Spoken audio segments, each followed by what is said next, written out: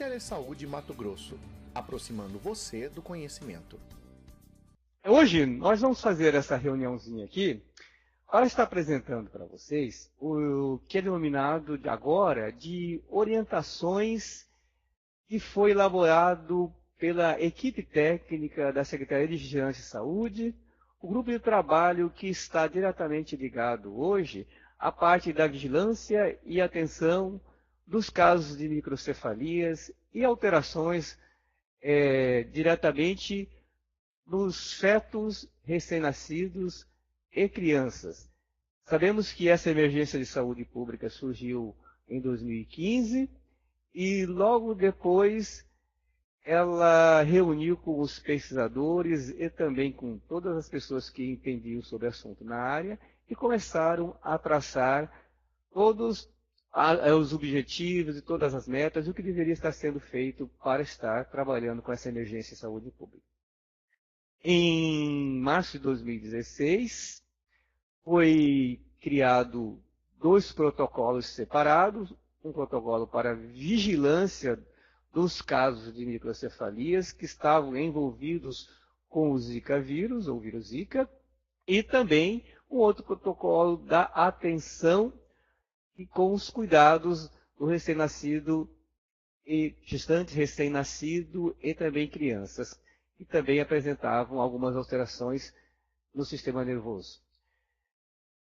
Durante esse ano de 2016, eles acabaram fazendo novas reuniões e estabeleceram, então, alguns arremates e resolveram fazer uma fusão. Então, apresento para vocês agora esse novo protocolo, né, que ele vai estar fazendo, então, a vigilância e a alteração, a vigilância e a atenção das alterações do desenvolvimento a partir da gestação até a primeira infância, relacionados à infecção pelo Zika vírus e outras etiologias infecciosas. Então, vocês vão perceber que agora, apesar de ainda estarmos focados no vírus Zika, também se dá uma atenção especial às outras etiologias que já foram, há muito tempo, sendo diagnosticadas como relação a estar afetando o desenvolvimento durante a gestação das crianças nesse período.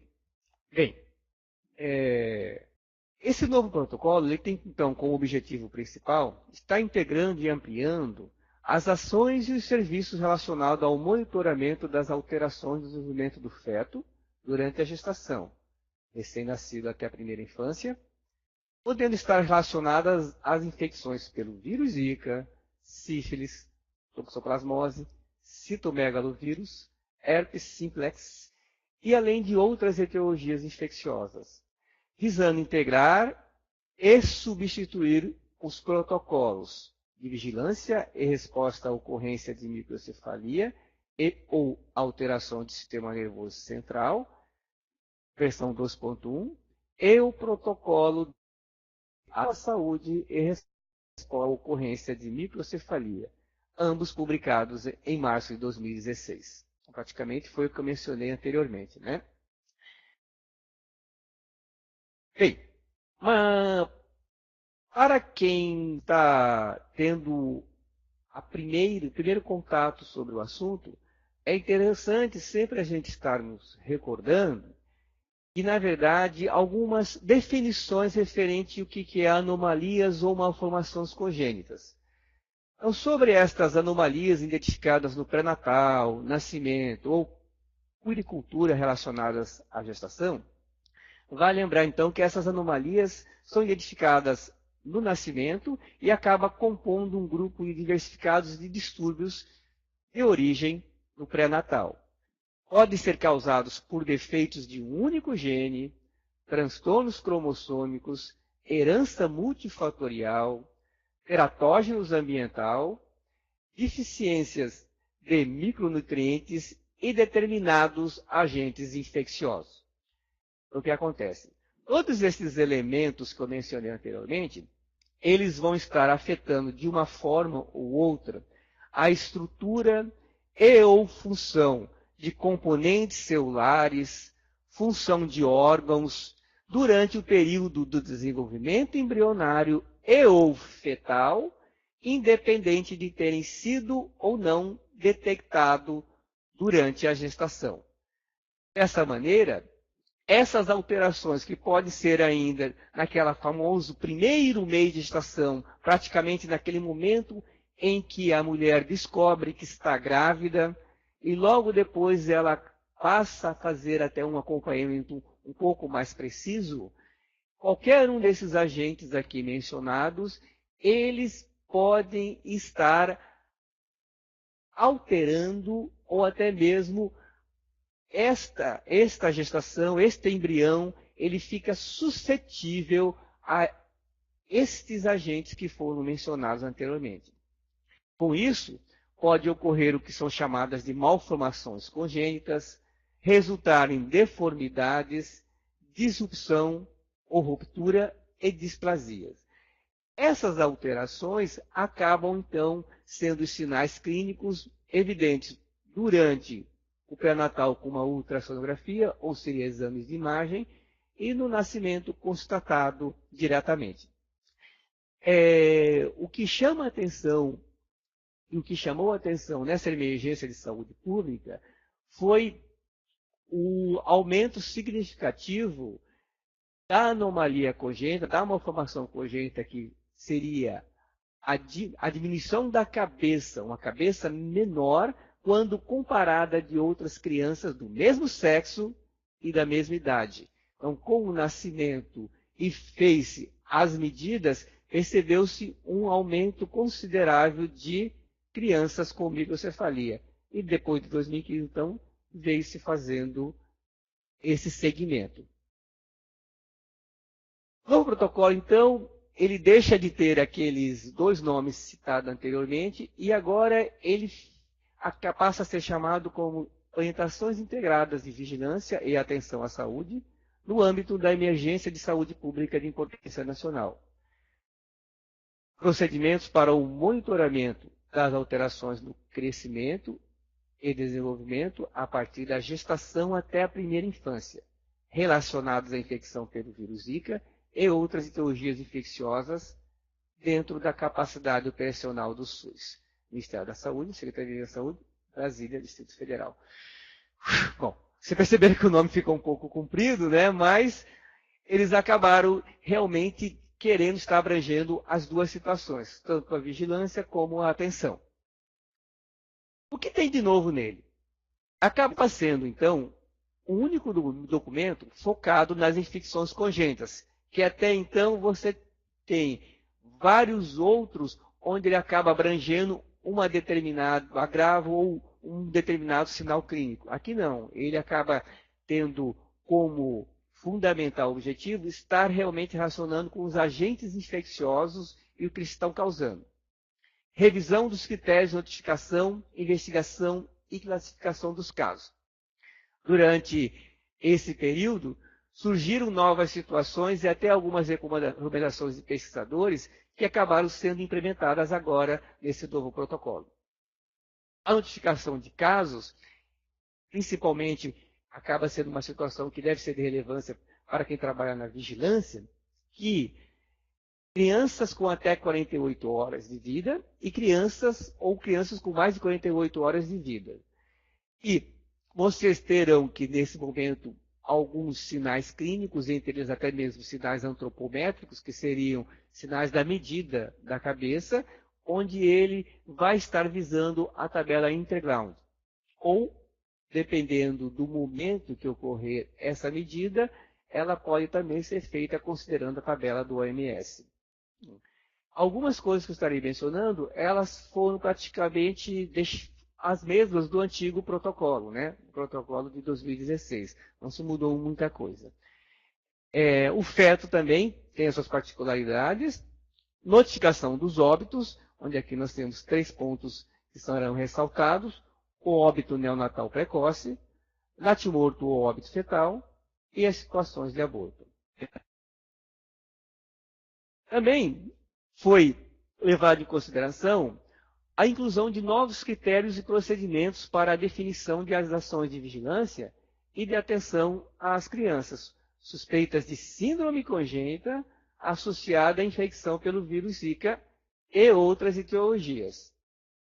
Vale lembrar aqui que entre eles acabam sendo considerados inicialmente ainda a circunferência craniana, que é relevante, os sinais e sintomas, aqui referindo sinais e sintomas principalmente da gestante, que é essa situação que nós estamos vendo específica, notificação tardia em situações que não foi acompanhado o caso, não teve a possibilidade de um acompanhamento no pré-natal, e sim só após o nascimento. E nós vamos estar falando um pouquinho sobre o teste rápido de Zika, que vai ser implementado pelo Ministério da Saúde, onde ele já enviou esses testes rápidos para vários estados. A questão agora de uma segunda exame de imagem para ser implementado na situação do acompanhamento. E a questão agora que deve ser levada em conta também é a transmissão sexual e sanguínea. As orientações sobre o registro no RESP, SINASC, SIM e SINAM, elas acabaram agora tendo um pouco mais de refinamento na questão de sempre estar se orientando para que, apesar de sabermos que são muitas vezes pessoas diferentes que trabalham com esses sistemas, independente disso, fazer agora um pouco mais de alinhamento entre esses dados e estarem conversando um pouco mais. Orientações sobre o acompanhamento dos casos, encaminhamento assistencial e registro dos dados, revisão das orientações relativas ao cuidado com a integração dos fluxos e procedimentos de investigação, recomendações sobre o sistema de informação, educação, comunicação e aspectos éticos e intersetorialidade, também estão mencionados e bem frisados nesse novo protocolo. Até mesmo da situação que nós vamos mencionar daqui a pouco, quando se refere agora a um novo aspecto que são as situações de casos inconclusivos, que muitas situações que foram já relacionadas, entre elas que seria a desistência da mãe de fazer o acompanhamento no SUS. Então, com isso, mesmo indo atrás, buscando, ela não fez a opção por estar acompanhando. Então, com isso, alguns aspectos éticos, até mesmo a questão de comunicação e própria educação, tem que ser refeito. Esse novo protocolo, ele acabou abrangendo. Então, de maneira geral, a revisão dos critérios de elegibilidade para a notificação, agora nós temos as situações um pouco mais claras quando se refere à notificação do feto,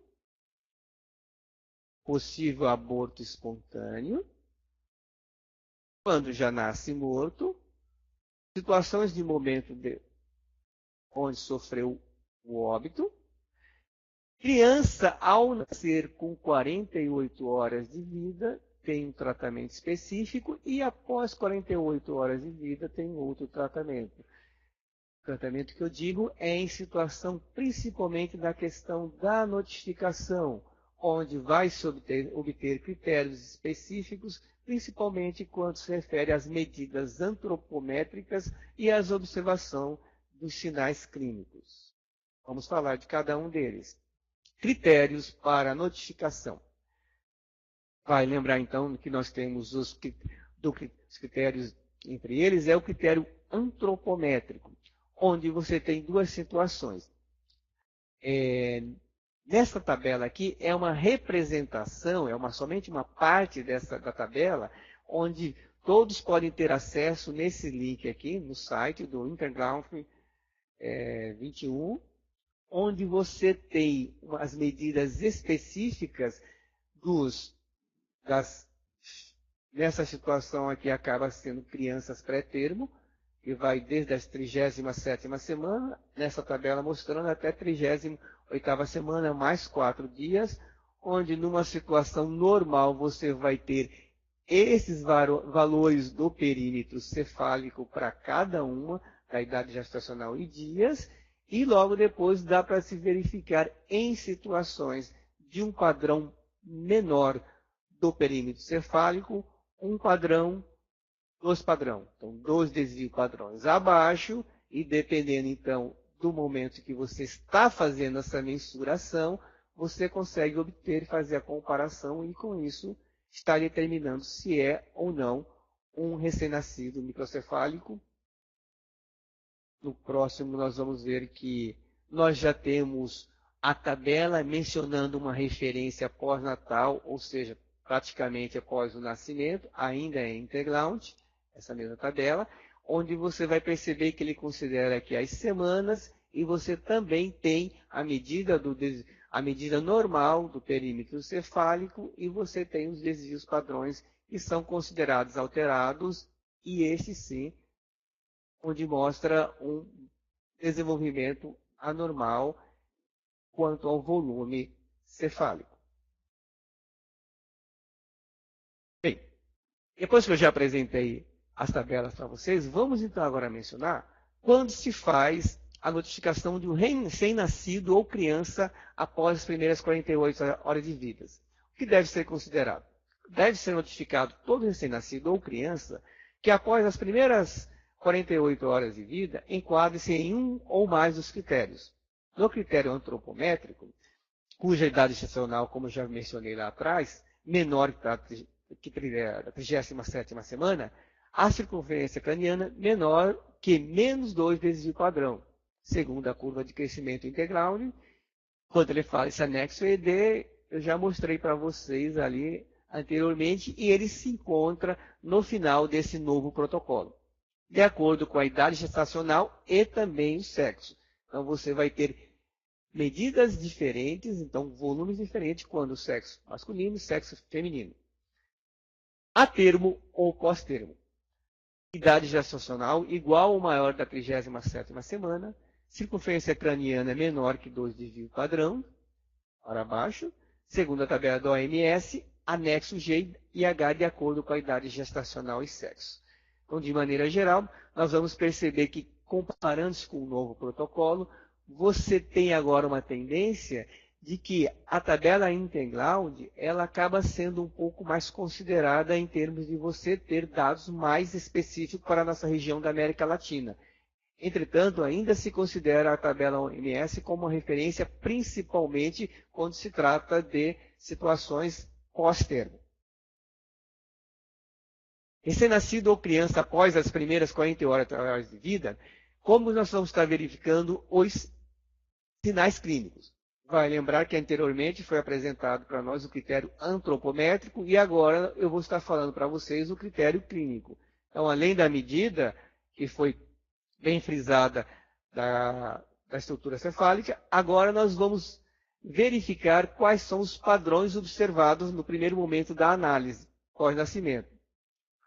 Desproporção crânio-facial, macro ou microcrania em relação à face, malformação articular dos membros, artrogripose, observação da persistência de 2 ou mais manifestações neurológicas, visuais ou auditivas, quando não houver outra causa conhecida, independente do histórico materno, 2 ou mais manifestações neurológicas, visuais ou auditivas, mesmo não persistente, de mãe com histórico ou suspeita confirmação de STORCH, Zika durante a gestação.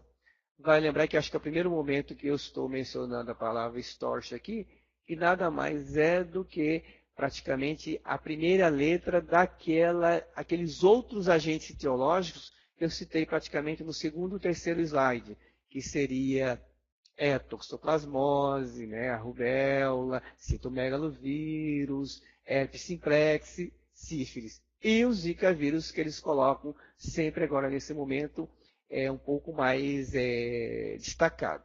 Tá, ok? Vale lembrar que muitas das vezes quando ele menciona STORCH mais Zika, ele está considerando como agentes etiológicos como um todo no texto. Tá, ok? Alteração do crescimento, desenvolvimento neuropsicomotor, escala de Never disponível na caderneta de criança, sem causa definida, independente do histórico clínico da infecção na gestação. Condições identificadas durante o pré-natal de feto com suspeita de síndrome congênita. Se durante o acompanhamento for observado, que seria a partir da 8ª semana até o nascimento, através do critério de imagem, critério laboratorial, imagem com presença de calcificações cerebrais, imagem com presença de alterações ventriculares, imagem com pelo menos dois dos sinais mais frequentes, segundo a tabela de referência, e no critério laboratorial, quando possível, seriam mais em situações que fetos que foram submetidos à cirurgia para a correção de alguma das malformações congênitas, e nesse momento foi oportunizado estar retirando algum material desse feto, principalmente sangue. Se oportunizou fazer a coleta e conseguiu-se um resultado positivo. Essas situações, então, devem ser alertas na questão da notificação. Você estará notificando, então, um feto que durante os exames de imagem houve presença de sinais clínicos característicos com alterações agentes etiológicos e situações bem remotas, se for coletado o material do feto e positivado por algum agente etiológico, ele também ser notificado. Aborto espontâneo até a 22ª semana de gestação deve ser notificado todo o aborto que tenha ocorrido dentro das primeiras 22 semanas de gestação e que apresente um ou mais dos seguintes critérios. Mãe que teve o relato de exantema ou febre sem causa definida durante a gestação. Quando a gestante apresentar resultado laboratorial positivo, ou reagente para Stork Zika, realizado durante a gestação nos primeiros 48 horas após o abortamento, ou quando do atendimento médico para esta situação. E a ultrassonografia fetal prévia ao abortamento apresenta ou foi detectado algumas alterações que são registradas na tabela de referência.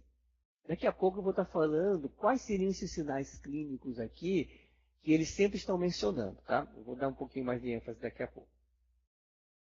Falamos em aborto espontâneo, agora vamos falar sobre o óbito fetal, o natimorto. Deve ser notificado todo o óbito fetal antes da expulsão ou da extração completa do corpo da mãe, óbito fetal, ou natimorto. Depois da separação, a criança não respira e nem apresenta nenhum outro sinal de vida, como batimento do coração, pulsações do cordão umbilical ou movimentos efetivos dos músculos de contração voluntária, que apresente um ou mais dos seguintes critérios: critério antropométrico, critério clínico e critério laboratorial. Então, se apresentar um ou esses 3 critérios, deve ser notificado, então, esse óbito fetal e eis que foi detectado no critério antropométrico o diâmetro ou circunferência craniana menor que os 2 desvios padrões, de acordo com a idade gestacional e com o sexo, conforme a tabela que já foi mencionada anteriormente.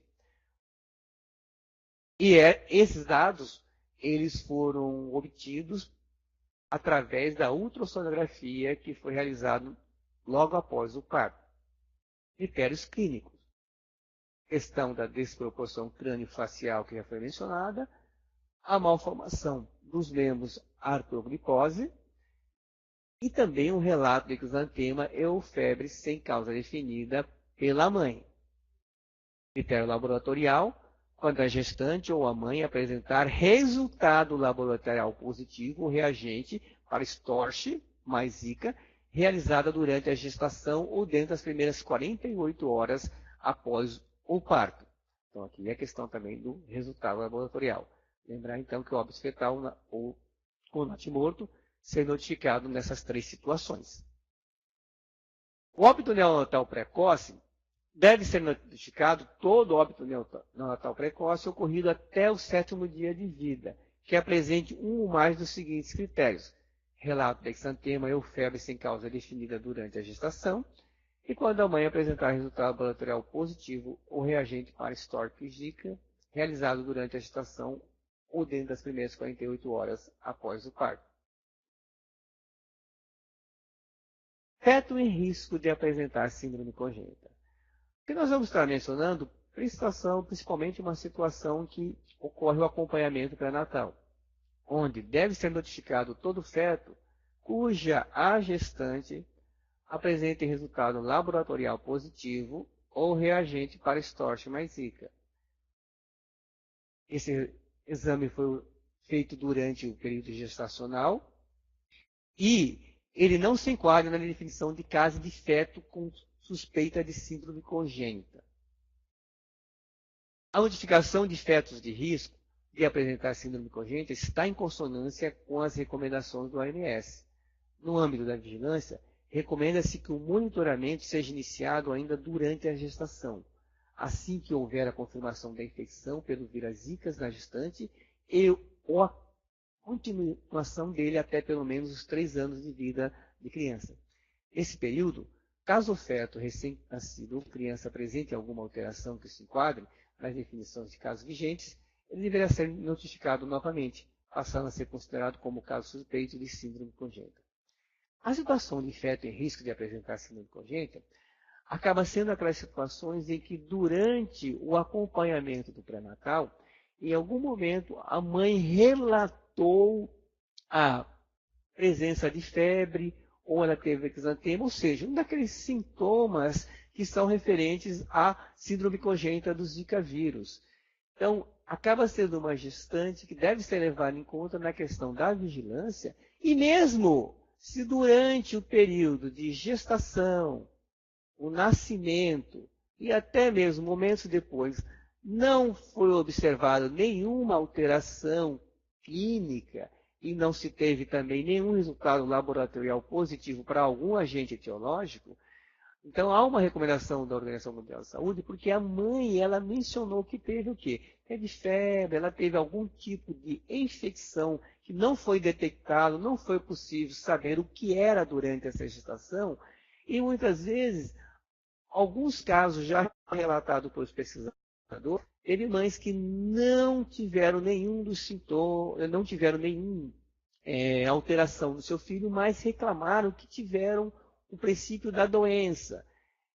E somente depois de 6, 7 meses, a criança acabou tendo algum sinal clínico que era correspondente de uma alteração durante o período.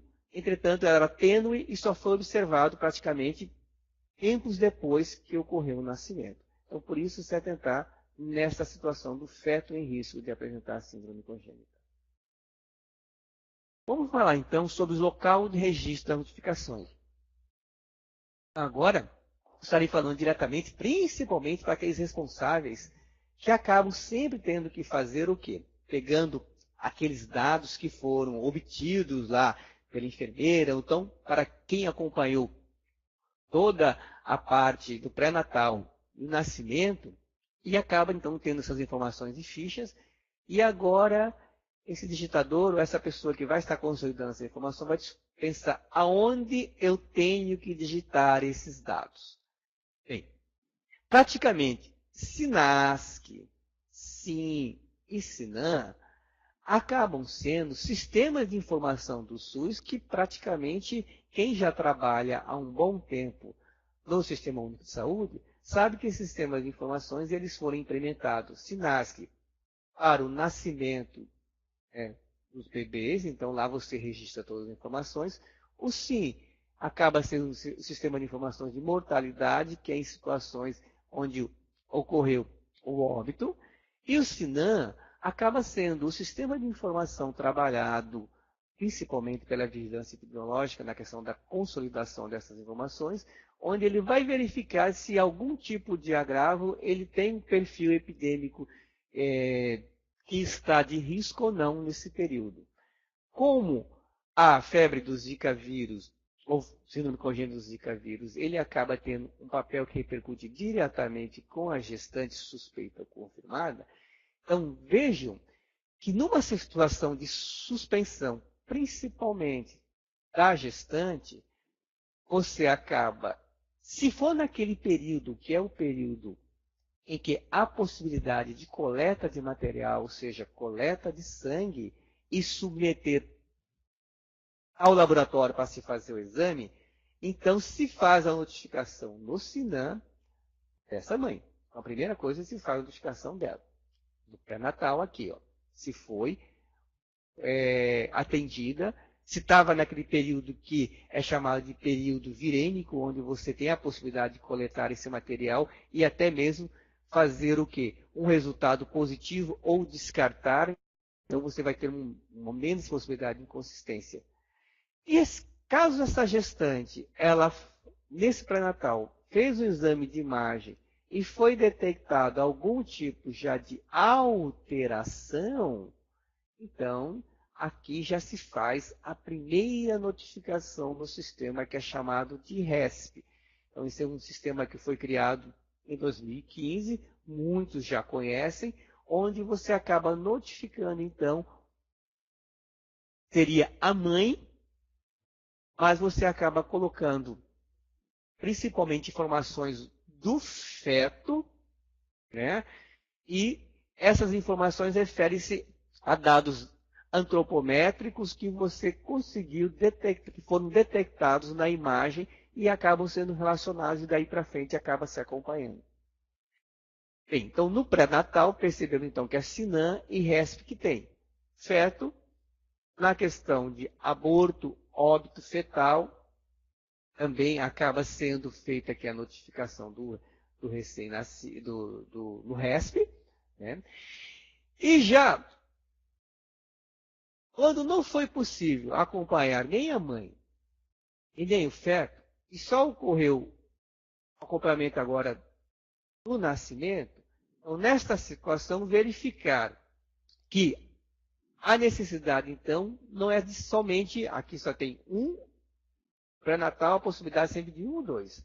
No nascimento, você tem praticamente aqui a possibilidade dos 4. Então, aqui você vai ter possibilidade, primeiramente, RESP sempre, né? Feto, aborto, óbito fetal, recém-nascido. Aqui no SINASC, ele vai ter que ter informações que são mais específicas e tem quadros que se referem até mesmo quanto ao tipo de malformação congênita. Lá você vai ter até mesmo nomenclaturas e números que devem ser considerados. Isso é mais específico para quem já trabalha no preenchimento do SINASC. A questão aqui do SINAM. Então, no momento que ocorreu o nascimento, então, você deve, então, estar também se atentando e estar se fazendo também a notificação dessa gestante.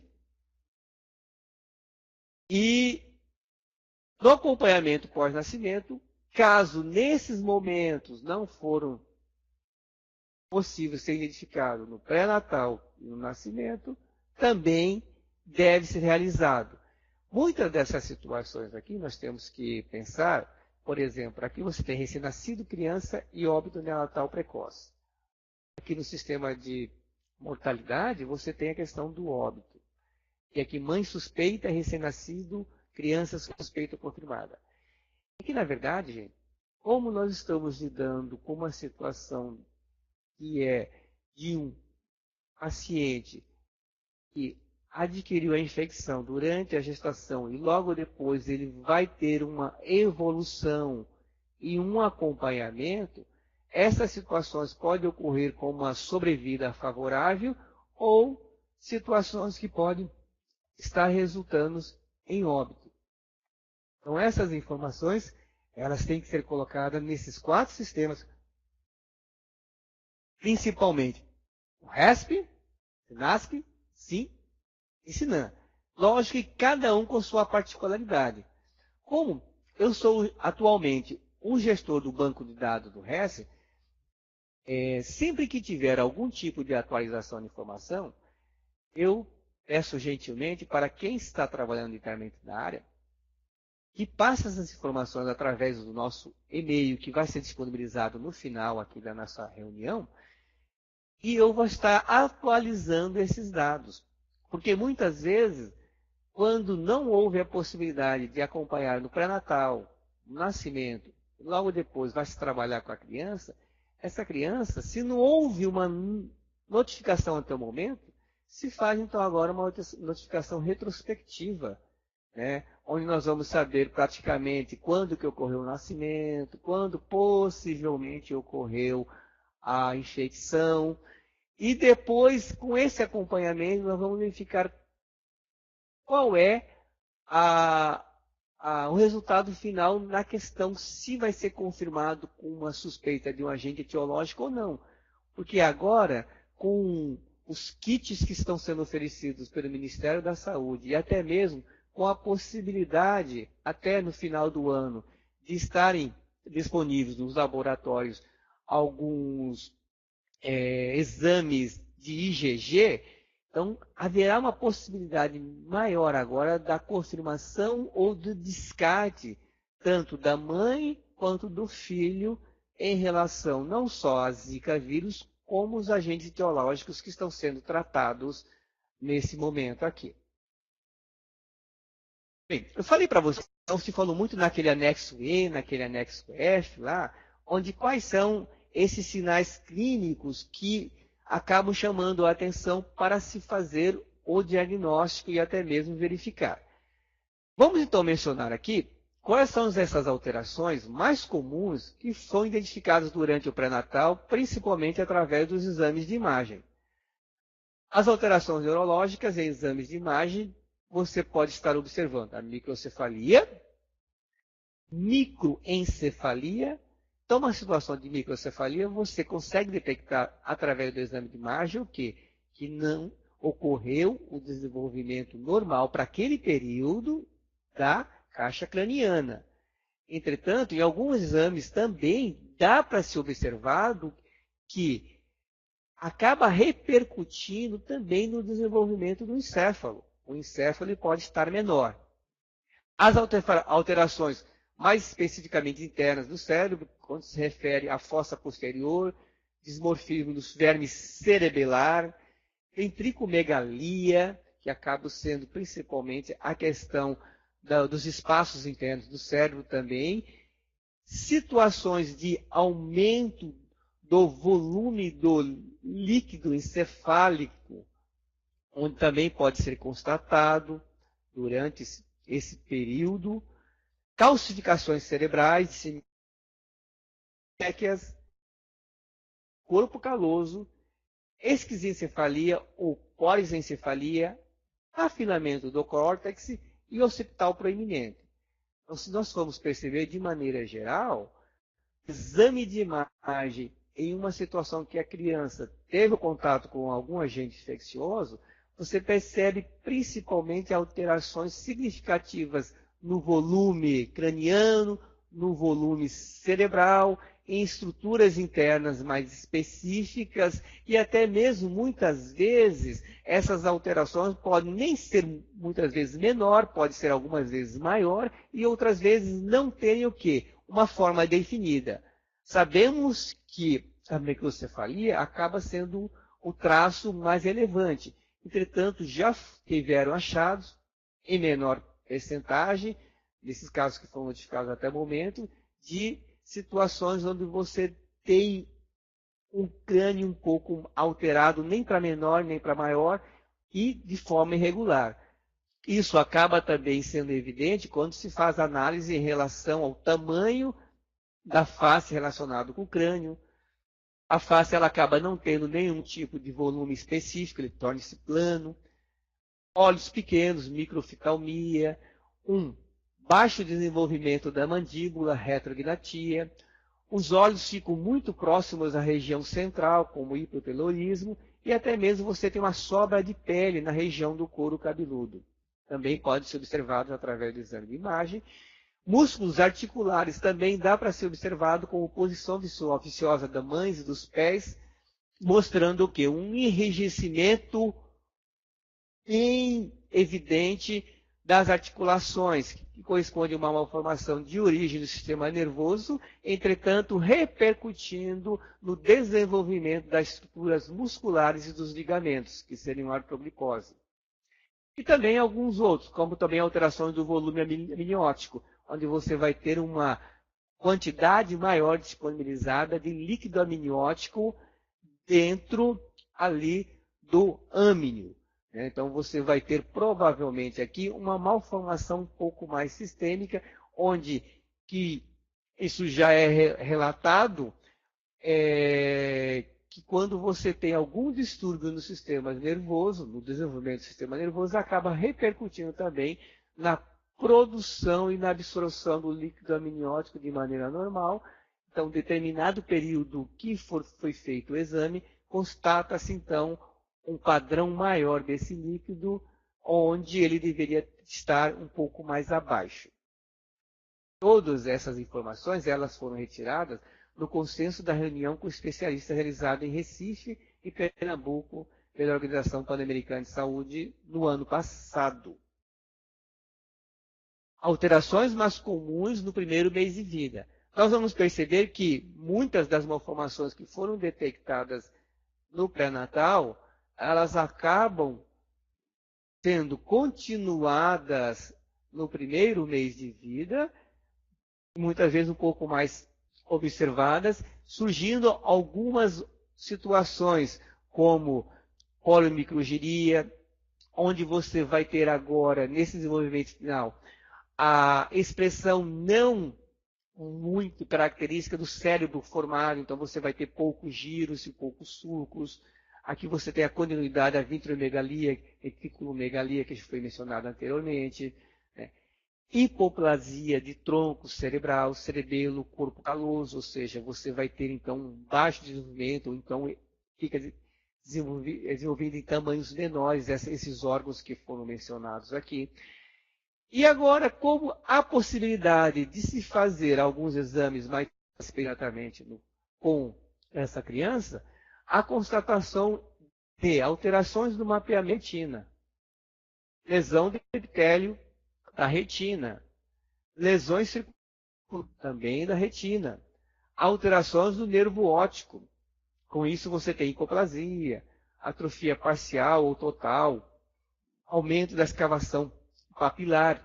Então, estruturas, principalmente nos olhos e também nos ouvidos, podem ter sido sofridos com o agente etiológico durante a gestação.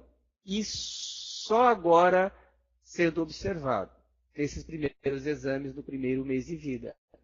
Já são neurosensoriais, então, que são também o reflexo no baixo desenvolvimento do sistema nervoso, quando se refere ao tônus muscular, posturas, os reflexos primitivos, hiperexcitabilidade, hiperirritabilidade, crises epiléticas, dificuldade entre a sucção e a deglutição, disfagia.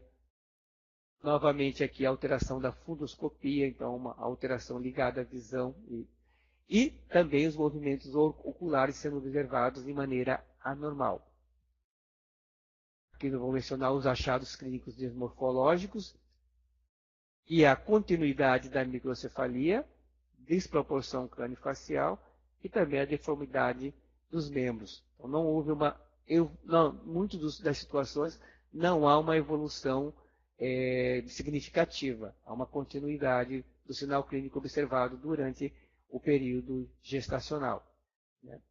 E após o primeiro mês de vida, também muitos daqueles que já foram mencionados também serão observados. Eu posso destacar para vocês que há situações que inicialmente pode ter a microcefalia, mas depois ela pode estar alterando-se para uma hidrocefalia devido à expansão da fontanela anterior. Então, vai lembrar que durante esse primeiro mês, ainda há a situação que eles chamam de moleira, né? Então, você não há o fechamento, isso é uma situação normal, né? Das suturas cranianas, e muitas vezes com uma falha no desenvolvimento do sistema nervoso, principalmente ali da região encefálica, em situações onde há um distúrbio na produção e na absorção do líquido sinovial, do líquido encefálico, você vai ter o quê? Cefalorraquidiano, agora lembrei, né? Líquido cefalorraquidiano. Você tem a possibilidade de esse líquido estar extravasando e com isso há a formação de um aumento na extremidade da perímetro cefálico, hidrocefalia.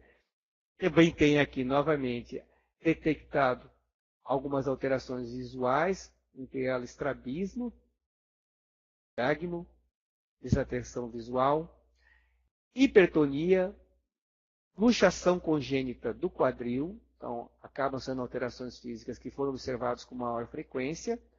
Outras alterações auditivas, como perda auditiva sensório-neural unibilateral, frequente, e algumas mais raras, que seria a continuidade dos olhos pequenos, microfecalmia, e em algumas situações, principalmente para fetos do sexo masculino, onde você tem a não descida dos testículos para a região da bolsa escrotal, então ele acaba ficando no canal inguinal, chamado de criptorquidia, essa alteração, e também a malformação da região do falo, onde você não tem um fechamento completo das dobras de pele e até mesmo estruturas que acabam formando o pênis dessa criança.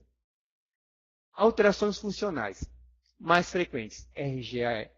Então aqui nós temos o refluxo gástrico, disfagia, epilepsia, espasmo, irritabilidade, alterações visuais, hipertonia e persistência dos reflexos arcaicos. Frequentes, alterações auditivas, perda auditiva sensorial neural bilateral. Alterações neurosensoriais, nós temos aqui a calcificação e dismorfia do corpo caloso e ventriculomegalia continuando. Alterações do BERA, alterações do mapeamento de retina, o reflexo do olho vermelho, fotodocumentação digital da retina RETICAN, onde vai ser observado. E em situações bem mais raras, catarata, glaucoma, microfecalmia e coloboma já após, então, o primeiro mês de vida.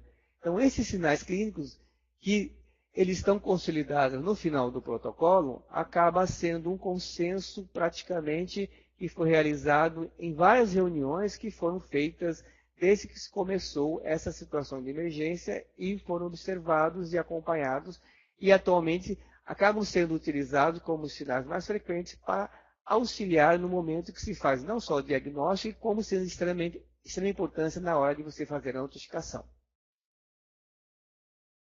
Bom, fizemos a notificação e agora já se passou algum período, nós precisamos fazer a confirmação, nós precisamos fazer o descarte, ou precisamos, na verdade, estar atualizando para que o acompanhamento dessa situação ele possa estar esclarecendo da melhor maneira possível, até porque acaba sendo de extrema importância para as futuras políticas públicas, principalmente na questão, quando se refere a incrementos financeiros, que devem ser direcionados para esta situação. E sabemos que ela não está ainda sendo amparada da maneira que se deve. Então, para que esses critérios de confirmação sejam feitos, deve-se novamente ser elevado que o critério de confirmação ele vai ser referente aos sinais clínicos e possivelmente com os relatos de febre exantema da mãe e também se, quando a graça de Deus e nosso laboratório conseguir fazer e quando tiver IgG, tivermos o resultado laboratorial, teremos um confirmado 100%. Mas há situações onde a gente pode estar, nesse momento, se não confirmando com certeza, fazendo uma confirmação parcial. Então, nessa situação de confirmação parcial, acaba muitas vezes nós deixando o caso como provável, onde houver algumas dúvidas ou não conseguiu realmente o esclarecimento total, os laudos que devem ser feitos para se fazer, então, a classificação final, quando tiver, digamos, de uma maneira popular falando, o médico lá que estiver elaborando o laudo, tiver aquela pulga na orelha, não conseguir confirmar com os dados específicos, ele poderá agora ter a oportunidade de deixar esse caso como provável. Quem sabe futuramente com o estabelecimento dos vários kits para IgG principalmente, vai ser possível então esse caso que foi colocado como provável se transformar em um confirmado ou se descartar. Então aquela dúvida ela acaba se esclarecendo, acaba se descartando. Casos que não podem ser acompanhados inconclusivos e alguns casos que foram digitados no RESP, eles foram digitados de maneira errada, eles podem ser excluídos. Então, de maneira geral, seriam isso. Mas vamos ver cada um pouco mais especificadamente? Então, vamos lá. Esse novo protocolo se procurou fazer esse tipo de designação. Um caso que você pode confirmar, ou você pode dizer que ele é um provável. E esse caso, na verdade, durante a investigação dele, se descobriu que é uma infecção congênita. Entretanto, ela não tem uma identidade, ela não tem uma identificação etiológica, não se sabe muito a origem dela. O que quer dizer isso? Você pode, então, estar confirmando, né, um caso de infecção congênita sem identificação etiológica, onde ela possui o exame de imagem com laudo descrevendo 2 ou mais sinais clínicos já foram apresentados anteriormente, né? E o relato de exantema ou febre sem causa definida durante a gestação. Nesta situação aqui, você tem sinais clínicos bem evidentes. A mãe informou que teve febre, mas não ficou tão claro.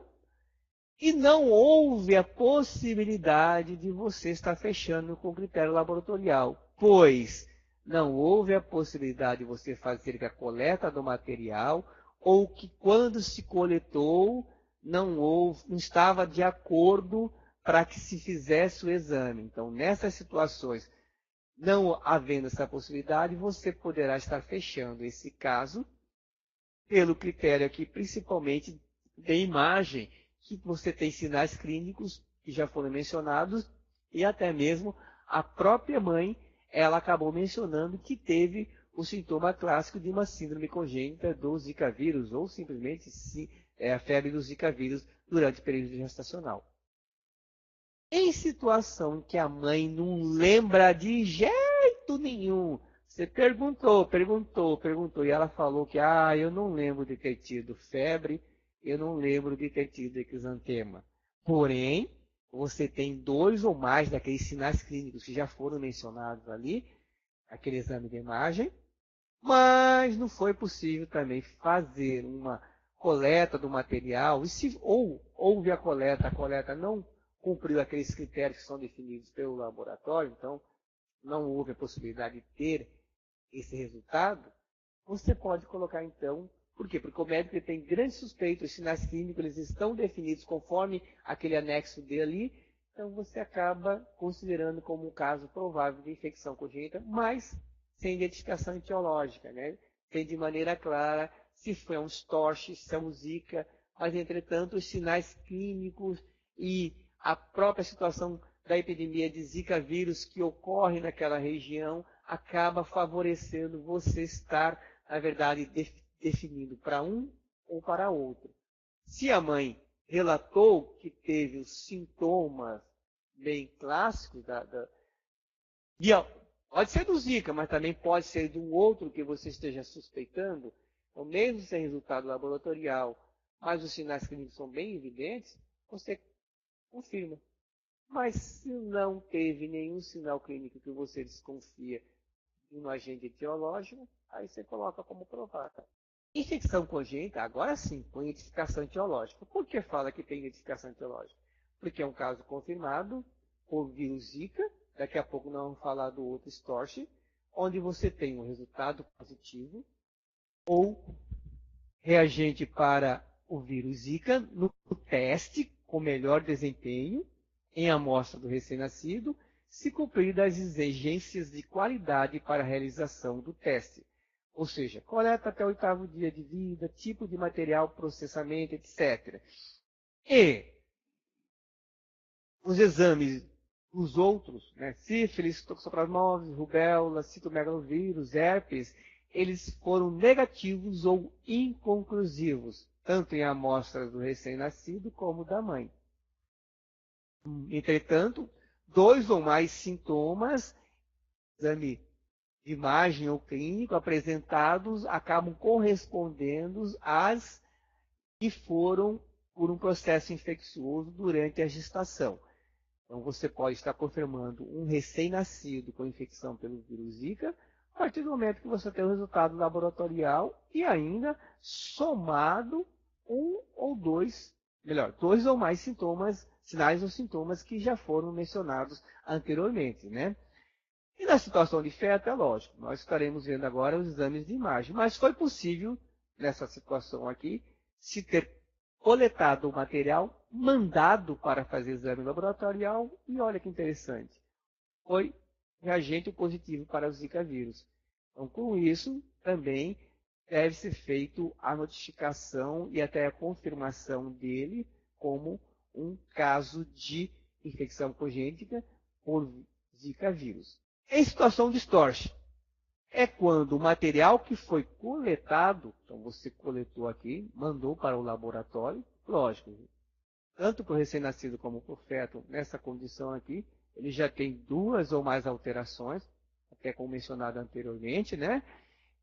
Entretanto, para ambos, vocês percebem que o resultado aqui foi positivo para um dos storch, sífilis, toxoplasmose, rubéola, citomegalovirus ou herpes. Então, quando há a possibilidade do material do feto, tem nascido. E também, nesta situação, fazendo o exame do Zika, então para o Zika, essas amostras não deram positivo. Aí sim, você acaba confirmando este caso para storch. Okay? Posso dizer para vocês que nós temos, sim, 4 casos de agentes etiológicos, storch, que causaram anomalias congênitas nessas crianças aqui no estado de Mato Grosso, tá ok? Então, não houve a positividade do material para Zika vírus, entretanto, houve a positividade para um desses outros aqui. Infecção congênita, com um caso provável, numa situação provável de infecção congênita, por storch, e nesse também para Zika. Então, nessa situação, o material que foi examinado, então você tem uma situação em que leva uma certa dubialidade ou uma certa desconfiança. Entretanto, você tem resultados laboratoriais que mostram traços de Zika vírus ou possibilidade de Zika vírus e também traços de um desses outros agentes etiológicos, sífilis, toxoplasmose, rubéola, citomegalovírus ou herpes. Então, numa dessas situações, você pode considerar como um caso provável de infecção congênita por storch mais Zika, tanto no recém-nascido como no feto. Vale lembrar que para todas essas infecções congênitas ou infecção etiológica, só recordando um pouco, que elas acabam sempre levando em consideração o quê? Acabam sempre levando em consideração 2 ou mais sinais e sintomas, né? Exame de imagem ou clínico, que já foi mencionado naquelas tabelas anteriormente. Então, tanto aqui, quando é só pelo Zika, ou quando só é pelo storch, também verificar os 2 ou mais sintomas que são apresentados, se eles só correspondem a alterações de infecção congênita, por agente etiológico, e nesta situação também você vai ter 2 ou mais sinais que também correspondem aos storch mais Zika. Estou mencionando para vocês isso, que apesar de ter dado muita ênfase ao Zika, aqueles sinais clínicos que foram apresentados na tabela anterior, eu só vou voltar um pouquinho para frisar isso para vocês. Então, nessas tabelas daqui, onde mostra essas alterações, muitas dessas malformações congênitas ou dessas alterações aqui, elas não são exclusivas do Zika vírus. Um padrão ou outro é bem mais frequente para o Zika vírus, mas também já foi identificado para os agentes etiológicos que estão sendo mencionados nessa palestra agora para vocês, tá? Então, não vai... Até mesmo alguns tipos de distúrbios ou alguns tipos de manifestações também são detectadas por aqueles agentes etiológicos que nós estamos mencionando, que é o storch.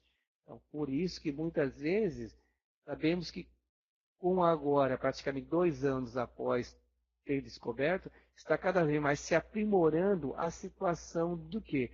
dos exames para ocorrer uma confirmação ou até mais mesmo um descarte ou até mesmo verificar se ocorrem prováveis associações. Tá? Eu vou estar agora mencionando para você aqui um exemplo de um laudo que eu já recebi para fazer a atualização do caso. Porque eu sempre estou fazendo esses casos que nós temos aqui relatado no RESP, né?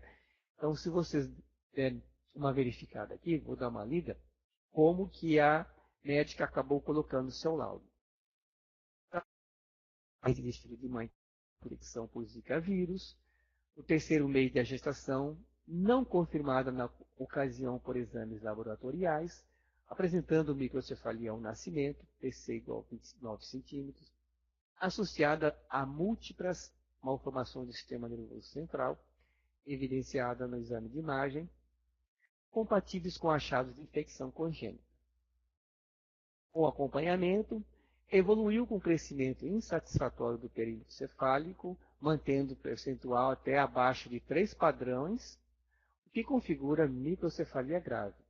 Além disso, apresenta atraso global do desenvolvimento neuropsicomotor. Em investigação etiológica, apresentou exames que descartam quaisquer outras infecções congênitas que podem cursar com microcefalia, plasmose, megalovírus, rubéola e herpes.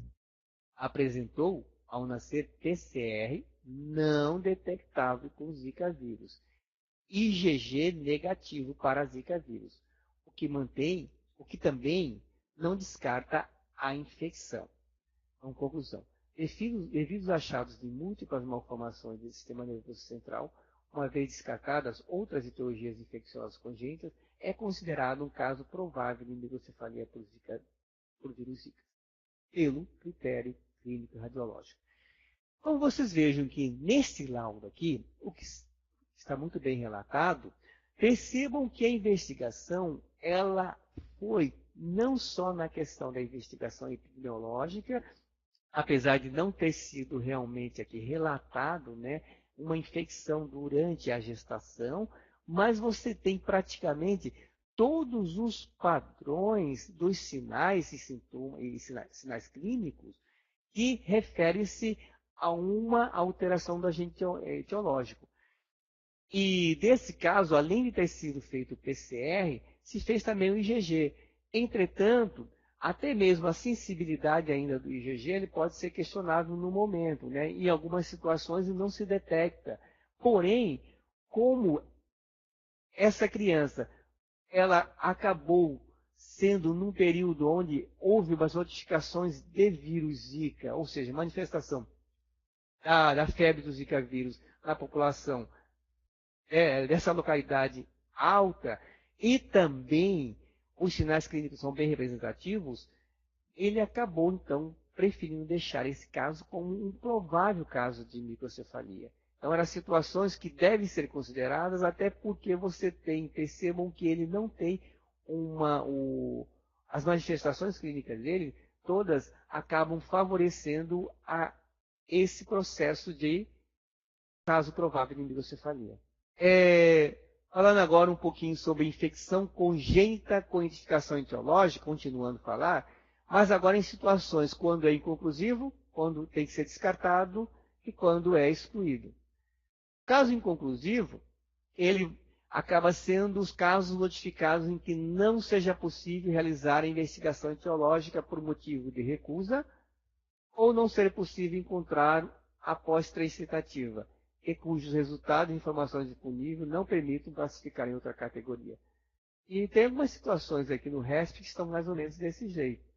Foram notificados, aí a gente tenta entrar em contato, os agentes comunitários de saúde, eles vão atrás, não encontram, não sabem para onde foi.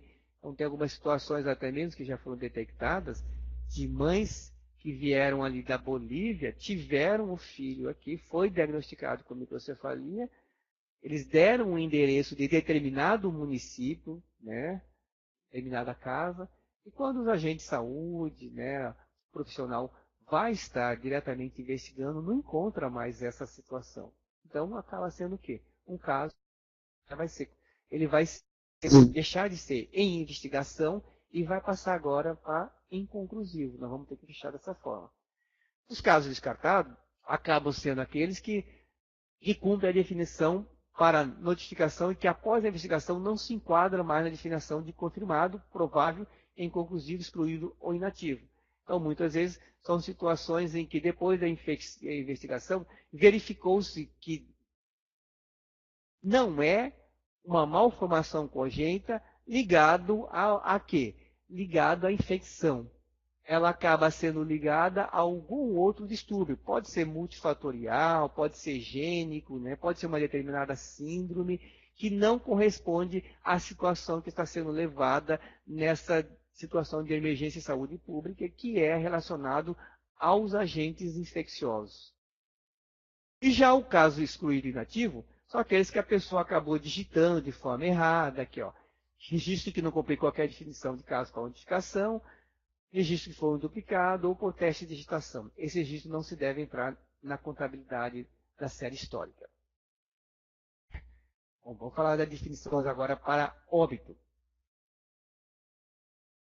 Natimorto ou óbito após o nascimento. Grupo de confirmação para Zika, confirmação para Stork, confirmação para Storch mais Zika, uma possibilidade de coinficação, ou somente uma probabilidade de ser uma infecção por Stork e Zika. Uma situação em que o óbito houve a possibilidade de ser feito um estudo clínico e também da imagem, onde você vai ver 2 ou mais sinais, né, ou 2 ou mais sinais com sintomas clínicos aqui relacionados. Então, há a possibilidade de você fechar como provável o caso de Storch mais Zika. Né? E por quê? Porque você tem aqui o material de imagem, você também tem o quê? A possibilidade que o relato da mãe de ter tido febre e exantema durante a sua gestação. Então, aqui é um caso de provável para Storch mais Zika. Os demais, você não tem a possibilidade desse natimorto do óbito ter sido realizado a imagem, mas houve a possibilidade de ter feito coleta de material. Então, quando se fez a coleta de material e ter sido submetido para fazer o exame laboratorial, pode então dar reagente E positivo para a Zika, então confirmado para a Zika, pode então ter sido reagente positivo para algum dos Storch, sendo confirmado para Storch, e numa situação mais crítica, o exame constata reagente para Zika e reagente para algum dos Storch. Então, com isso, ele pode ser confirmado, então, natimorto óbito por infecção de Zika e Storch. Aborto espontâneo ou óbito fetal, vejam que ele funciona de maneira semelhante, né? Então, acaba sendo também aborto espontâneo ou óbito fetal, a possibilidade, quando se fez a coleta de material, né? Novamente, confirmado, reagente para Zika, novamente, confirmado, e reagente para Storch, e na dupla situação, com infecção para os dois, e naquela anteriormente, onde houve a possibilidade de fazer a investigação de imagem clínico, e também a mãe relata com certeza que teve exantema e febre, provável para Storch e Zika. Bem, vamos, antes até um pouco de entrar sobre orientações sobre o cuidado, eu gostaria mais uma vez de estar frisando para vocês que, para que eu possa estar sempre atualizando as informações do RESC, ela é contínua, os municípios eles acabam tendo acesso às informações, à questão de resultados laboratoriais e até mesmo a questão da atualização das informações do acompanhamento dessa primeira infância. Então, essas informações elas são de extrema importância quando passadas para o pessoal da atenção e também para se atualizar, passando diretamente para o nosso e-mail aqui do CIEVES, ou então comunicando via telefone, que essas informações, assim que elas sejam atualizadas, elas acabam sendo de extrema importância para que você faça o quê? Para que você faça a atualização do caso e tenha informações e dados mais fidedignos. Que esse acaba sendo uma das maiores importâncias quando você cria um banco de dados. O cuidado acaba sempre tendo o momento da prevenção, o diagnóstico e o acompanhamento. A prevenção acaba sendo um reforço das ações agora referente à saúde sexual e à saúde reprodutiva, na questão até do planejamento reprodutivo com a informação, medidas de prevenção com alerta para a transmissão sexual e sanguínea. Então, é muito interessante agora, e acredito por ser não só a mídia ter contribuído, mas os próprios profissionais de saúde, com a divulgação, onde você tem atualmente um novo agente infeccioso, que não vai só causar alguns sinais clínicos em você como adulto, mas você que mãe, ou você que na família pretendem montar uma família, ter um filho, começarem a estar elaborando, fazendo um planejamento de maneira a ter cuidados que impeçam o máximo possível de você ter a possibilidade de estar entrando em contato com um mosquito que esteja infectado e vir durante esse primeiro período de gestacional a desenvolver essas alterações já mencionadas. E essa questão nova, que acaba sendo muito interessante, não só para a questão do Zika vírus, como já foi relatado, principalmente nos Estados Unidos, que pode ocorrer também a transmissão sexual, mas alguns dos distorces que já foram mencionados também serem atentados. Por exemplo, a sífilis. Sabemos que a região de Pernambuco acaba sendo... não tem um problema também da microcefalia referente ao Zika vírus. Lá também estão tendo relatos graves do aumento em relação à sífilis na população. E sabemos que não somente Pernambuco. Isso reflete para o Brasil como um todo. Diagnóstico. Integração e organização dos fluxos e procedimentos de investigação, da vigilância e da atenção. Descrição dos exames complementares para mensuração do grau de comprometimento e melhor orientação sobre a continuidade de cuidado. Então, a partir do momento que você acaba organizando os fluxos internos no município, principalmente, onde você tem todo o estabelecimento no preenchimento de dados, facilita no momento que você possa dar o quê? Possa dar o direcionamento. Porque sabemos hoje que para você estar mandando um material que foi coletado de uma criança, recém-nascido, para o laboratório, você precisa ter o quê? O número de notificação da ficha do RESP. Então, é de suma importância que você acabe preenchendo já uma ficha do RESP e numa situação que já foi detectado sinais clínicos, você coleta esse material e você tendo esse número, você pode dar o quê? Você pode estar organizando esses fluxos e você pode ter o quê? O melhor resultado sobre isso. O acompanhamento refere-se ao reforço das orientações sobre a estimulação precoce e a reabilitação dos bebês. Reforço das ações da atenção básica na puericultura através dos NASFs para cuidados da criança e suas famílias. Orientações de acompanhamento com melhor escuta para aspectos do crescimento e desenvolvimento durante a primeira infância até os 3 anos de vida e reforço das ações intersetoriais já em desenvolvimento. Podemos dizer que agora a vigilância ela está um pouco mais integrada com a atenção aqui do Estado, onde as informações elas estão sendo feitas agora, principalmente nesses meses de fevereiro, março, abril, esperamos estar até em maio, todas as informações do RESP elas estejam em consonância também com as informações que estão no sistema, ou nas tabelas que são produzidas para a atenção. Então, se não me engano, acho que vamos falar até um pouquinho sobre elas, né? Que existe um sistema que o próprio Ministério da Saúde está fazendo, chamado de CIRAM, que eles vão fazer a integração entre as informações que estão no RESP com as informações que foram produzidas naquelas tabelas que são enviadas pela equipe da atenção nos municípios para a nossa equipe aqui do Estado. Então, nós estamos fazendo esse momento de ligação entre um e o outro. Se tem de novo referente a diagnóstico, né? Vamos falar sobre o teste rápido?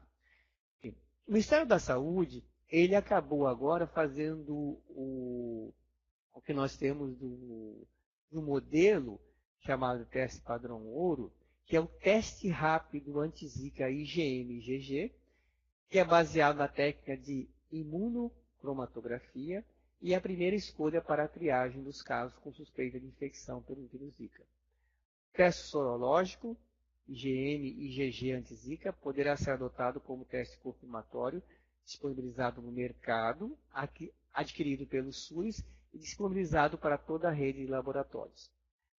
A confirmação da etiologia deve ser realizada por meio de teste laboratorial com melhor desempenho, sensibilidade e especificidade.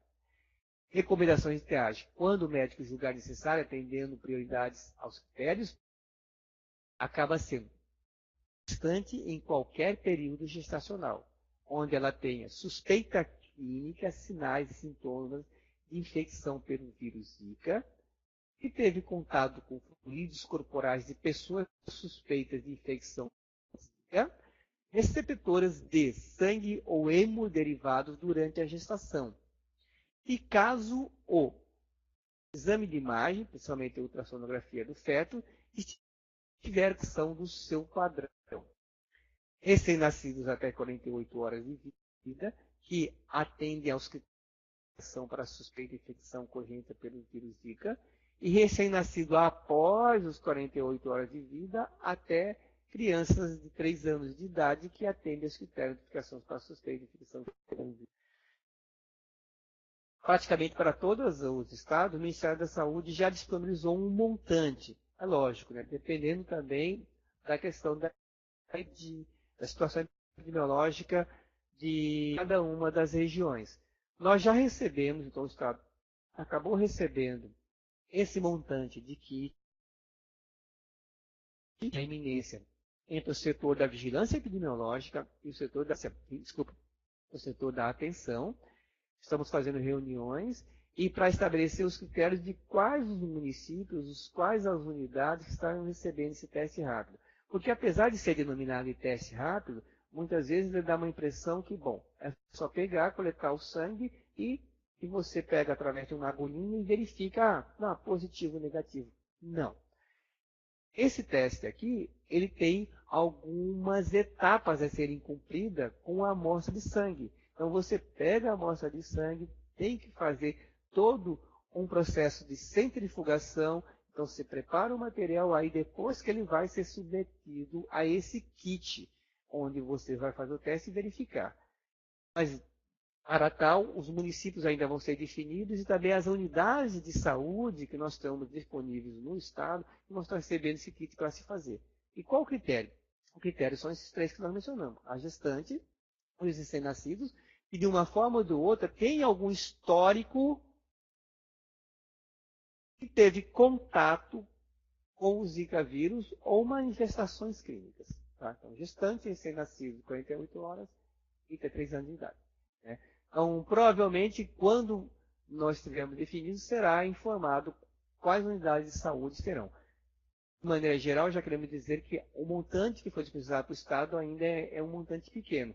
Estaremos recebendo futuramente novas remessas, mas manteremos informados. Então, novamente aqui, o Ministério da Saúde ele fala que ele adquiriu 3,5 milhões de testes rápidos. Mas é lógico, ele acabou distribuindo para todo o país. Né?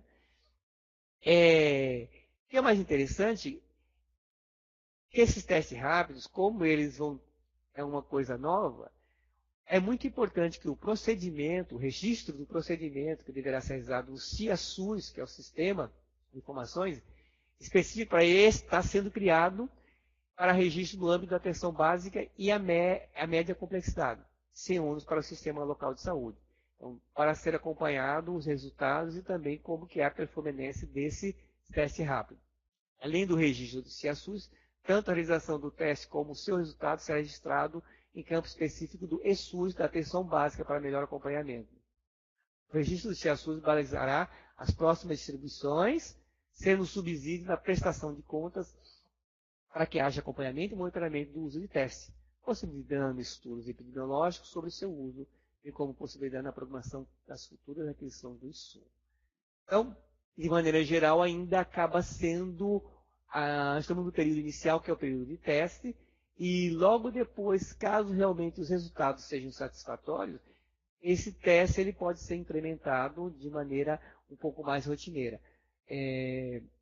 Sabemos que algumas universidades e alguns centros de pesquisa já desenvolveram kits próprios de exames laboratoriais, principalmente de imunoglobulina, então IgG, e quando eles acabam disponibilizando e fazendo até convênios. Sabemos que hoje, por exemplo, o Hospital Universitário de Unir, ele tem convênio com o hospital, com a Universidade Federal do Paraná, onde ele envia um número de amostras, principalmente as amostras de crianças e recém-nascidos com suspeitas de sinais clínicos, suspeitas de serem infectados pelos Zika vírus. Eles acabam mandando essas amostras e já está tendo alguns resultados satisfatórios, muitas vezes confirmando e outras acaba descartando algumas situações. Revisão do critério para investigação. Integração dos fluxos de procedimentos de investigação e vigilância, atenção, produzindo um algoritmo que produz um uso mais racional dos recursos disponíveis para diagnóstico, incluindo diagnóstico diferencial, laboratorial, diagnóstico da etiologia, clínico de imagem, exames complementares. O diagnóstico, a questão do teste rápido de Zika, confirmação de diagnóstico com sorologia IgG, IgM e também o PCR. Então, vejam que aqui ele já menciona, o Ministério da Saúde ele já menciona o IgG e IgM, né?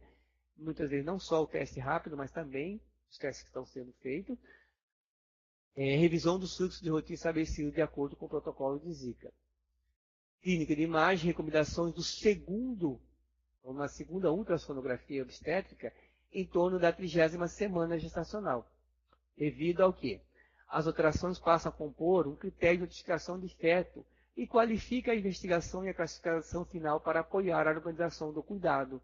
Então, há uma necessidade, como se fosse um critério confirmatório, você está agora fazendo um segundo ultrassom à 30ª semana gestacional. Eu já acabei ligando e fazendo contato com os municípios que têm esses fetos, e para saber o destino. Se houve o óbito, se houve o nascimento, porque agora essas informações elas são atualizadas no RESP, de maneira que, quando você no município notificou um feto e ocorreu o acompanhamento nesta cidade, assim que ocorrer o nascimento, o CIEVS deve ser informado através do e-mail, através do telefone, e nós estaremos fazendo a atualização desse dado, que é de extrema importância, não só para a questão da vigilância, como da atenção e também, lembrar também, da disponibilização financeiras que estão sendo criadas pelo Ministério da Saúde. Os exames complementares, que são específicos exames complementares para a qualificação da avaliação da extensão das alterações e qualificar o melhor encaminhamento do cuidado adequado. Recomendação da fundoscopia para a qualificação do diagnóstico ocular. Principalmente, então, seriam exames complementares durante o acompanhamento da criança que apresenta ensinados. Bem, agora nós vamos já estar no processo de finalização e muitas vezes nós não temos tempo e alguns dados acabam não sendo divulgados, né? Porque muitos dos estudos depois de 2015, com a suspeita da relação entre o vírus Zika e ele ser um agente teratogênico, ou seja, ele poder estar causando alguma alteração no gene humano e causando anormalidades no desenvolvimento e logo depois até mesmo no crescimento desse indivíduo, essa hipótese, quando foi propagada, praticamente muitos centros de pesquisa todo mundo correram atrás para fazer pesquisa. Para quem tem curiosidade e tem uma internet, pode estar buscando essas novas informações. Eu fiz aqui uma busca rápida e nós já temos algumas pesquisas publicadas onde mostram, por exemplo, aqui ele mostra que algumas cepas de Zika vírus, eles acabam que defeitos neurais, e esses experimentos foram feitos em ratos, né? Onde mostram as alterações bem características, onde se comparou os ratos que tiveram o Zika vírus, né? As ratinhas que estavam gestantes aplicados o Zika vírus, praticamente todos os fetos tiveram as alterações. E aquelas que não foram aplicados, né, não tiveram mudança nenhuma. A mesma situação você pode também ter visto em outros, onde eles mostram mais e as alterações mais características, principalmente alterações cerebrais, e acabaram então comprovando que o Zika vírus, principalmente as cepas que se encontravam, que foram isoladas aqui no Brasil, elas têm o poder de estar causando algum tipo de alteração. Então aqui ainda são mamíferos, mas por enquanto ratos, nós também temos trabalhos com macacos, e acabam confirmando. Tudo bem que até aí você sabe, tá bom, causou. Causa. Afinal, que estudo é que causa? Então, agora nós já temos, saiu agora em 2017, praticamente um estudo molecular fazendo o quê? Acaba sendo um estudo que verifica qual realmente é a substância, qual acaba sendo ali a pequena partícula que fica entre os genes que acaba causando essa deformidade. Então, verificou-se que durante o processo de replicação, ou seja, o Zika vírus sabe que ele tem o quê? Um tropismo, ele tem uma preferência por célula. Então, ao entrar em contato com essas células nervosas, ele começa a se reproduzir como qualquer outro tipo de parasita e principalmente vírus. Os vírus eles sempre vão entrar numa determinada célula, pegar o material genético dessa célula e vão fazer o quê? Vão se reproduzir em grande quantidade e logo depois eles vão para um próximo indivíduo. Sabemos que esses parasitas acabam vivendo. Mas durante esse processo, o que pode acontecer?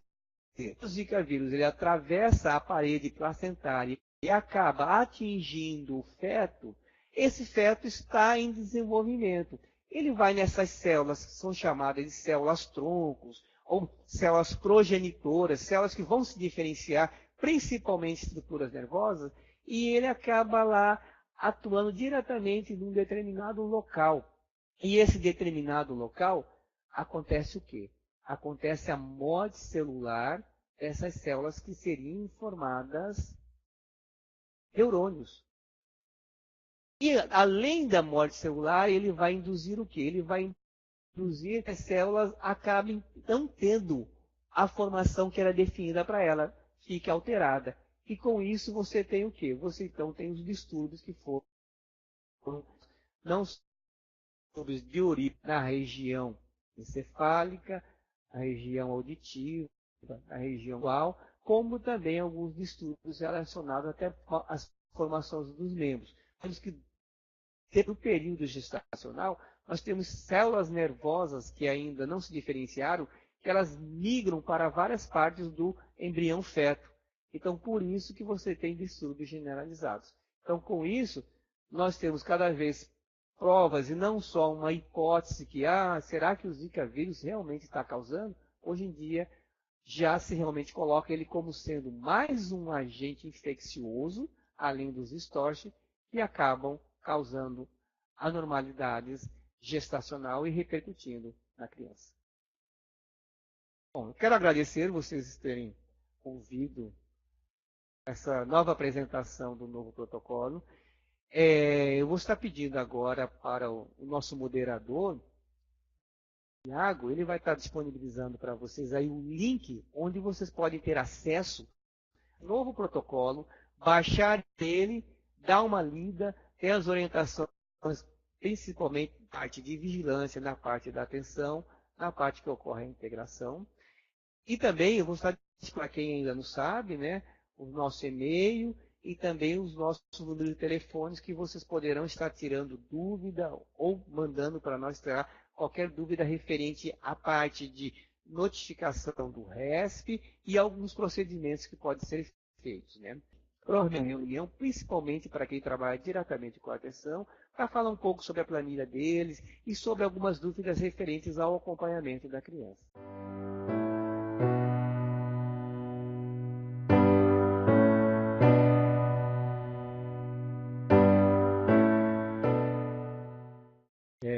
A primeira pergunta é da Raíssa. Ela pergunta, essa persistência das manifestações neurológicas visuais ou auditivas tem algum período, exemplo, dos exames de FO ou BERA? Né? Olá, Raíssa, tudo bom, Raíssa?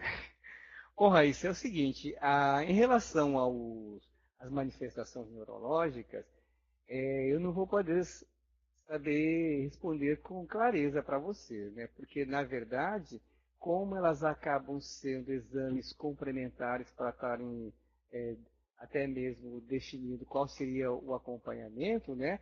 Então, acho que cada situação ela deve estar relacionada com os sinais e o grau de comprometimento de cada criança, né?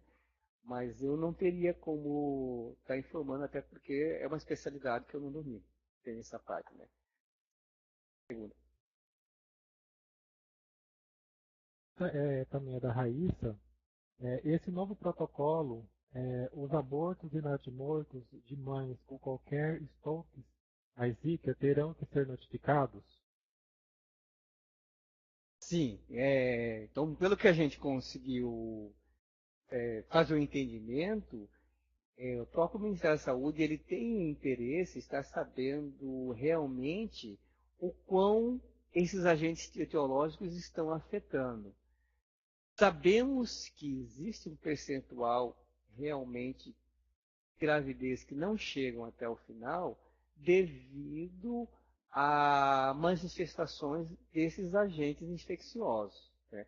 Então, como nas reuniões que nós acompanhamos, percebeu-se que não só o Zika vírus, mas os outros agentes infecciosos, ele têm se manifestados e algumas vezes, dependendo até mesmo do grau da relação imunológico entre a mãe e o filho, você pode ter uma situação de suscetibilidade maior no período gestacional, ou seja, embrionário e fetal, para aquela mãe, fazendo com que essa gestação não vingue, como tem aquelas que têm um grau de imunidade um pouco maior, fazendo com que a gestação dela vá até o final, entretanto, acaba repercutindo nessas sequelas congênitas que a gente mencionou, né? Então, por isso, dessa necessidade, né, da notificação de todos os abortos inatimóveis. Pelo manual, o feto em risco de apresentar a síndrome congênita deve ser notificado, cuja gestante tenha o exame positivo ou reagente para qualquer Stokes, a Zika, não para, não para notificar as que relatam os sintomas. O entendimento que foi dado, na verdade, acaba sendo que durante a investigação, o que eles chamam de feto em risco acaba sendo aquele realmente que a mãe ela apresentou algum tipo de sintoma ou ela acaba sendo um feto de risco, principalmente em situações em que há uma alta incidência desses agentes infecciosos, nesse caso o Zika vírus, que é uma epidemia, e com isso tem que ficar alerta. Então, o feto em risco acaba sendo muito mais uma recomendação da OMS para que você não fique somente atento nas situações em que muitas vezes, como se mencionou aqui, aquelas que relatam que têm os sintomas. Que tem os sintomas acaba sendo até óbvio que a gente vai ter que acompanhar. Mas naquela em que não apresentou os sintomas, é uma gestante que tem uma potencialidade de risco e até mesmo vem a ser acompanhada que muitas vezes as próprias imagens durante a ultrassonografia do pré-natal não foi detectado nenhum tipo de anormalidade. Porém, com o nascimento, você pode ter algum distúrbio um pouco mais leve que depois poderia ter sido relacionado. Então, na verdade, acredito que esta orientação do feto em risco acaba sendo mais um chamamento para se ater um pouco mais de cuidado, digamos, de todas as mães, e não estar se restringindo somente a um tipo. Mais uma pergunta da Raíssa. Com esse novo protocolo, não é mais indicada a coleta de sangue do cordão e da placenta? O protocolo não faz menção de solicitação desses exames. Exatamente. O protocolo realmente ele não faz mais essa menção. Eu acredito que, devido a esse processo agora de instituição do novo kit, que eles vão estar disponibilizando, vai ter uma dinâmica muito maior em questão de você estar fazendo a análise e você tendo uma resposta mais rápida. Então, provavelmente, eles acabaram retirando, não havendo essa necessidade. Acredito que ainda é uma fase de transição. Se o Júlio Miller ainda trabalha com o processo de fazendo coleta dessas amostras, até porque, como você disse aqui, as amostras ela têm um potencial de você estar ter uma qualidade melhor para se fazer a análise, eu acredito que faça continuidade seguindo o antigo protocolo. Entretanto, assim que receber os novos kits, ou então as unidades que serão recebendo os novos kits, avalie. De repente, a resposta que se leva do PCR acaba sendo praticamente, sei lá, 3, 4, 5, 6 meses, né, que você acaba tendo resposta. A resposta de IgG está sendo um pouco mais rápida até. Agora, com o kit, talvez a resposta seja um pouco mais interessante. Então, é isso que eles estão querendo avaliar, que é privilegiar nesse momento. Ok. Mais uma pergunta da Raíssa. No recém-nascido, até o 8º dia, a realização do PCR são para todos os casos, pois na nossa prática aqui no Hospital Universitário Júlio Miller, os PCRs vêm negativos, porém realizamos no sangue cordão. Agora é para enviar PCR do sangue periférico apenas? Então, como no protocolo novo ele não está esclarecendo isso, eu acredito que é melhor a gente continuar na questão de enviar as amostras da forma anterior. Eu vou fazer o seguinte, eu vou estar entrando em contato principalmente com a Virgínia para esclarecer se houve mudanças ou orientações diretas lá do LACEN Nacional na questão de estar recebendo só do periférico ou também se atentar para o do cordão. Aí eu volto a responder para você mais tarde. Mas eu acredito que, a princípio, como esse novo protocolo acaba tendo a função de estar principalmente integrando as ações, algumas coisas que eram feitas e davam informações precisas, eu acho que devem ser continuadas. Então, se vocês fazem a coleta do cordão e acabam enviando, continuem enviando esse material. E se tiver algum tipo de alteração, eu acabo informando para você, tá ok?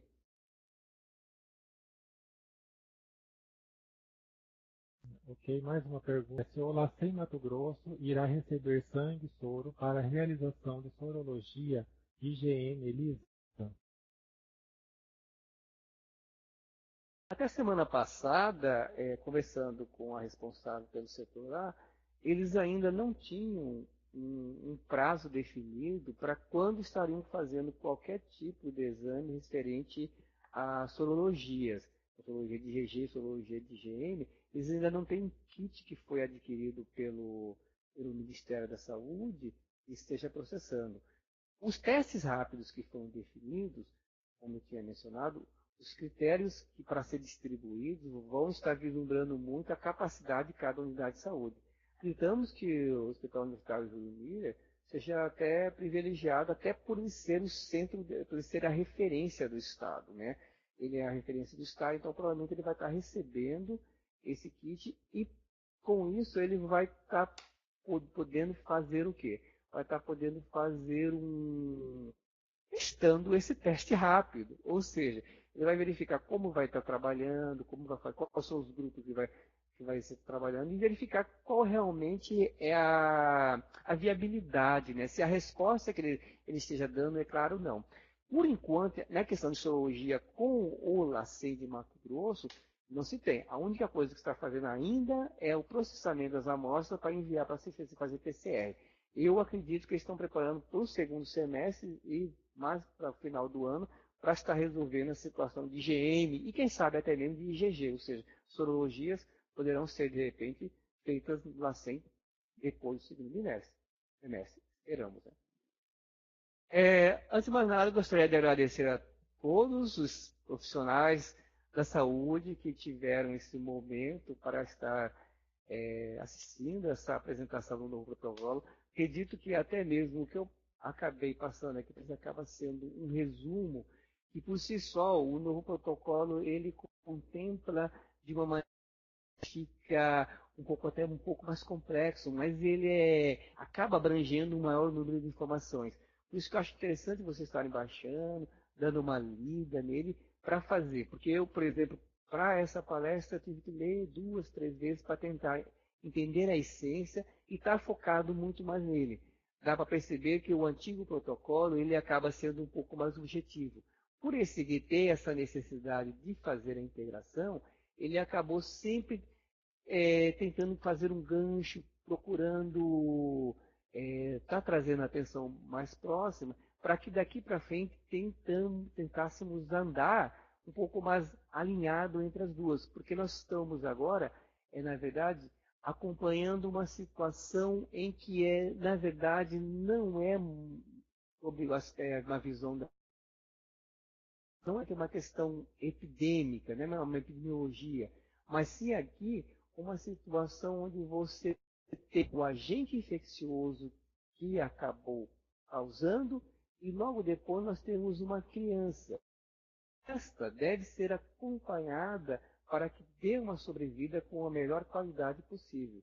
Então, para isso, esta visão ela tem que tem que ser agora disseminada, porque já tem essa posição, mas a vigilância ela tem que absorver agora, não ver somente como um caso, e sim ver isso como uma situação em que deve ser o quê? Ter o maior número de informações possíveis para que se possa ter meios para repercutir de maneira positiva para a sobrevida dessas nossas crianças, dessa geração que está tendo agora, não só no nosso estado, mas como no Brasil como um todo.